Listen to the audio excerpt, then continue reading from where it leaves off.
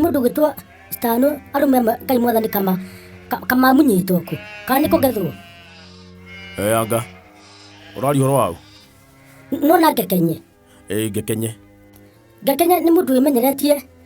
gukaga kwa hakuhi muthenya no agikana guko iguru gukaga kwa mamu wao na kuriga ari nginya katathi ya wira tondu ni onogo mathaa maraji ni akuona rucini utuku no nginya gere kwa kiriaga tiki mutumia kara complain tondu Gekenya ari akwa mamu wao agacoka riu akainuka athie ri ndekuria gwake gwake ndagura irio ngugicena gikiguraga to mutumia kara ndakiri ati wira no riu ri ithe tuwega andu magakiria ni ta family akiria akwa ni kio muthenya kari uri kuri icio cia muciari ndiriga ni utondo na ni uri ya muno kwanyu no riu ri ndiga atiriri kari gukimenyerera gatuka kamutugo kamutumia kakao akirugira u ciana irio ciko cia andu othe mwarage mena kubara tarume mundu ni agimagirie hana no kona ndatwaragira mamu wao kindu ni guthie kuria agacoka akoima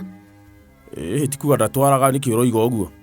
ndoiga atiriri ndoiga ndina uru no riu ri mutumia katone ara complain to turari nake heage horo ucio ri haya akwe horo wa muthuru wake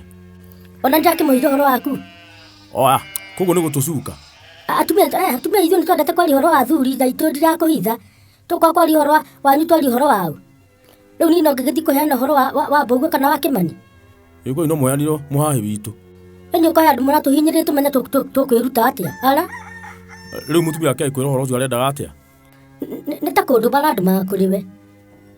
njaririe Gekenye tondu Gekenye tukioaine uthio kimwira atiriri mutumia wake ni murakaru na ni mutumia riu akigeria kumwariria akiona ndaigua agakimuria atiriri mundu wakwa ni irio itarugaga wega aya amutiri mundu wake